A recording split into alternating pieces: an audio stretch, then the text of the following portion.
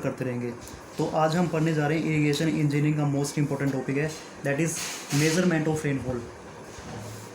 Measurement of rainfall कि rainfall को हम कैसे मेजरमेंट कर सकते हैं, किसी भी एरिया का रेनफॉल है उसे मेज़र करने के मेथड क्या क्या उसकी मैकेनिज़्म है, उस पर आज हम वर्क करेंगे। ठीक है, मतलब आज हम स्टडी करेंगे। तो बेसिकली आप जैसे वेदर न्यूज़ देखते हो, आपने सुना होगा कि आज दिल्ली में आज इतने बारिश हुई, आज हैदराबाद में इतने सेंटीमीटर बारिश हुई। तो उस चीज़ों का मतलब क्या है? उन चीज़ों का मतलब है कि रेनफॉल की मेजरमेंट करना, मतलब उस एरिया में कितना क्वांटिटी ऑफ रेनफॉल वाटर वहाँ पे एक्यूमुलेट हुआ है, वहाँ पे इकट्ठा हुआ है। अब किसी भी एरिया की अगर हम बात करते हैं, सपोज़ कोई सिटी है, कोई विलेज है, कोई भी लोकेलिटी है, तो वहाँ पे आप ये तो बहुत काफ़ी हद तक पॉसिबल है ही नहीं कि उस एरिया में आप रेनफॉल की क्वांटिटी को मेज़र कर सको। मतलब रेनफॉल का जो वाटर है उसकी क्वांटिटी उस एरिया में कितनी थी उसको हम मेज़र कर नहीं सकते, काफ़ी हद तक पॉसिबल है ही नहीं है। ठीक है, तो मेज़रमेंट हम करते कैसे? जितना भी हमारा जो एक लेवल सरफेस पे कोई भी एक परफेक्ट लेवल सरफेस है उसके ऊपर हम कुछ भी इंस्ट्रूमेंट स्टैंड अप करते हैं। ठीक है, और उस इंस्ट्रूमेंट स्टैंड अप में जितनी हमारी डेप्थ ऑफ वाटर होती है जो कि रेनफॉल वाटर से एक्यूमुलेट हुई है उसे हम बोलते हैं मेजरमेंट ऑफ रेनफॉल। ठीक है, अब जैसे सपोज कोई भी आपका एरिया है, उसमें हम क्या करेंगे, परफेक्ट लेवल सरफेस पे हम एक इंस्ट्रूमेंट को ऐसे फिक्स कर देते हैं या वहाँ पे इसको इंस्टॉल कर देंगे हम। ठीक है, और इसके अंदर जितनी हमारी जो डेप्थ है वाटर की, जो कि रेनफॉल वाटर की एक्यूमुलेट हुई है, उसे हम मेज़र करेंगे। उसकी हाइट और डेप्थ कह सकते हैं आप सेंटीमीटर में या में, और उसको हम बोलते हैं मेजरमेंट ऑफ रेनफॉल। ठीक है, और ये बेसिकली हमारी मेज़र की जाती है with the help of rain gauges. Rain gauges जो हमारा रेनफॉल मेज़र करने का एक इंस्ट्रूमेंट है उसे हम बोलते हैं रेन गेजेस। ठीक है, और रेन गेजेस अगर आपको एक एरिया में मेज़र करना है तो ये नहीं है कि आपने एक एरिया में एक ही लगा दिया, इसको काफ़ी ज़्यादा क्वांटिटी में लगाना पड़ते हैं, कुछ कुछ गैप पे आपको ये लगाने पड़ेंगे। ठीक है, तो रेन गेज के बारे में आज मैं आपको बता देता हूँ। रेन गेज बेसिकली 2 टाइप्स के होते हैं आपके। फर्स्ट है आपका non automatic recording rain gauge, non automatic, और सेकंड वन है आपका automatic recording rain gauge, automatic. अब नॉन ऑटोमेटिक और ऑटोमेटिक में डिफरेंस क्या है? सुनने से ही पता लगता है कि नॉन ऑटोमेटिक में कुछ हद तक आपको गिवन पीरियड ऑफ टाइम के लिए आपको रेनफॉल की क्वांटिटी रेनफॉल की जो इंटेंसिटी है वो आपको मिल जाएगी with in given period of time. लेकिन ऑटोमेटिक में क्या है, आपको क्वांटिटी के साथ साथ कुछ और चीज़ मिल जाते हैं, और कुछ और चीज़ क्या है वो, दैट इज़ इंटेंसिटी। इंटेंसिटी का मतलब क्या होता है कि रेनफॉल कितने टाइम में हमारी जो कम है, मतलब रेनफॉल की जो इंटेंसिटी है, मतलब उसकी मात्रा कह सकते हैं आप, स्पीड कह सकते हैं। ये कहते हैं ना कभी बारिश एकदम ज़्यादा हो गई, अचानक एकदम कम हो गई, तो वो हमें मिल सकता है इस ऑटोमेटिक रेन गेज में। ठीक है, अब नॉन ऑटोमेटिक रेन गेज हमारे आगे 2 टाइप्स के होते हैं बेसिकली। सबसे पहला इसमें आपका standard rain gauge, standard rain gauge, और सेकंड नंबर पे आपका Symons rain gauge, Symons rain gauge.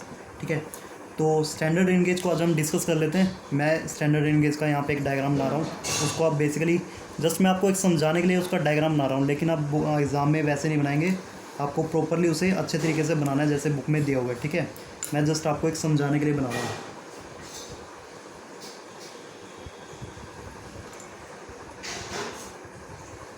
ये आपकी एक मेटल केसिंग है, मतलब आपका एक मेटल का सर्कुलर एक बॉक्स टाइप होता है स्ट्रक्चर कुछ, जिसका जो बेस का डायमीटर होता है, जो इसका बेस का डायमीटर होता है दैट इज़ 20 सेंटीमीटर, और जो इसकी टोटल हाइट होती है वो होती है आपके पास 60 सेंटीमीटर।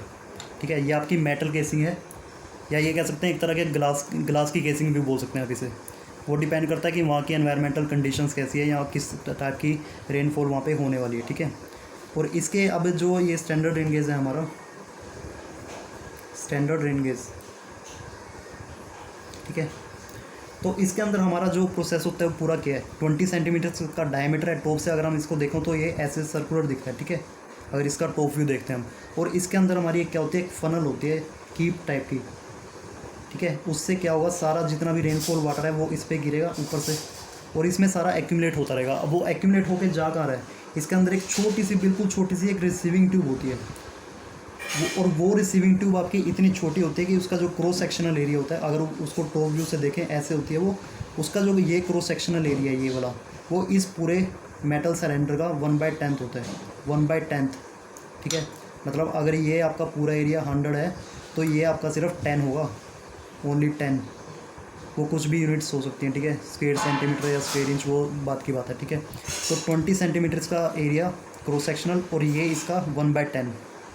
ठीक है, सॉरी 20 सेंटीमीटर इसका डाया होता है, उसके बेस पे जितना भी क्रॉस सेक्शनल एरिया और रिसीविंग ट्यूब का जो क्रॉस सेक्शनल एरिया होता है वो उसका होता है 1/10। तो अब इसकी वर्किंग कैसे होती है ये मैं आपको समझाता हूँ।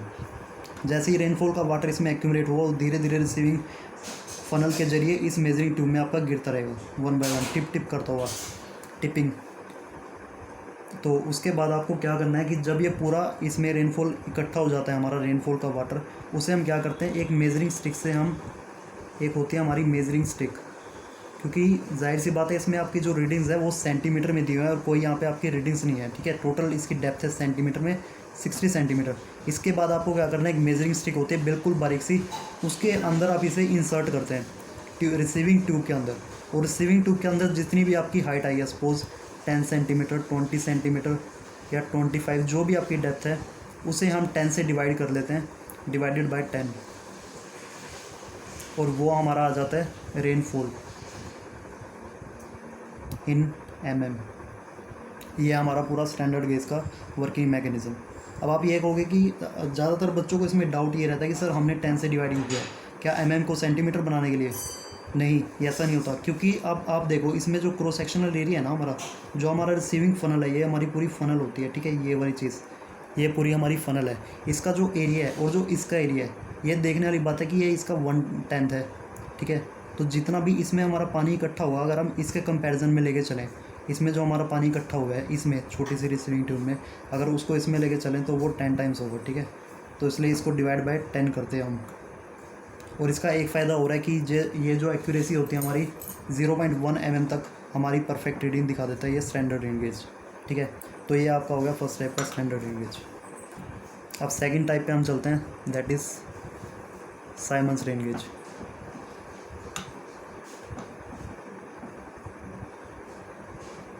Symonds rain gauge. अब साइमंस रेन गेज और स्टैंडर्ड रेन गेज में बहुत ज़्यादा डिफरेंस नहीं है।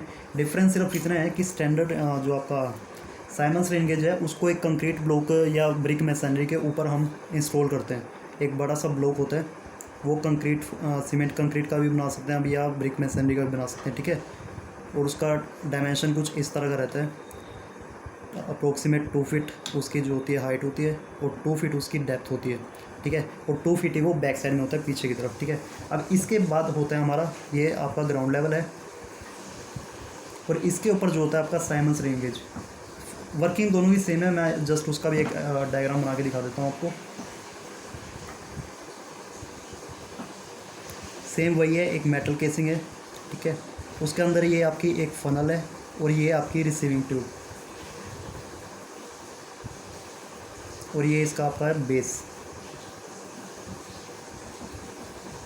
इसके बस थोड़े डायमेंशंस डिफरेंस है, ये ऊपर से होते हैं 127 mm और जो इसकी हाइट होती है वो होती है 362 mm total height.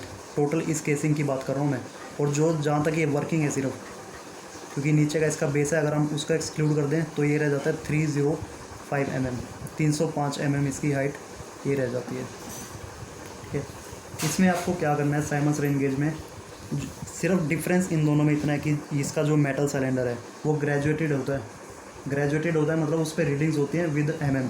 Suppose 1 mm 2 mm, जैसे आपका स्केल होता है ना 1 mm 2 mm 1 सेंटीमीटर 2 सेंटीमीटर, वैसे इस स्केल पे रीडिंग्स होती है बनी हुई, सॉरी इस मेटल सिलेंडर पे।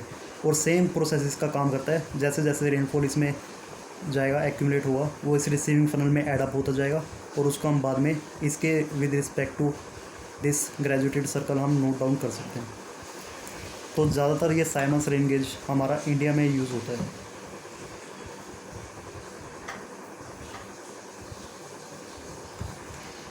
मोस्टली यूज्ड, ठीक है। अच्छा, इन दोनों की मैं एक ख़ास बात बता दूं, जैसे कि आपको पता है कि ये automatic non automatic recording rain gauge हैं, नॉन ऑटोमेटिक रेन गेज हैं ये। तो ये हमेशा एक ही तरह का ग्राफ देंगे। इनकी जो सबसे बड़ी लिमिटेशन है, ड्रॉबैक्स है या कमियां कह लो, वो ये है कि ये एक ही टाइप का ग्राफ देते हैं, that is accumulation versus time. Accumulation versus time मतलब कितने टाइम के साथ साथ हमारा कितना एक्यूमुलेशन हो रहा है। सपोज़ अगर मैं टाइम और एक्यूमुलेशन की बात करूँ, ये हमारा टाइम चल रहा है। सपोज़ सुबह मैंने 10 बजे, कुछ भी टाइम ले सकते हैं आप, 12 बजे सपोज़ मैंने सुबह लगाया इसे, ठीक है, मॉर्निंग 12 PM। तो टाइम के साथ साथ सपोज़ ये 12, 5, 12, 10, 12, 15। तो उसके साथ साथ ये सिर्फ उसकी इंटेंसिटी बताएगा कि रेनफॉल हमारा कितना ज़्यादा बढ़ रहा है, ठीक है। With in given period of time ये सिर्फ एक्यूमुलेशन दिखाते हैं दोनों, और इनका कोई यूज़ नहीं है, कि कोई इंटेंसिटी को शो नहीं करता ये। अगर आपको इंटेंसिटी देखनी है कि कितने टाइम में कितनी आपकी इंटेंसिटी कम हो रही है, ज़्यादा हो रही है, तो उसके लिए आपका आता है automatic recording rain gauge. Automatic recording rain gauge, ठीक है। उसको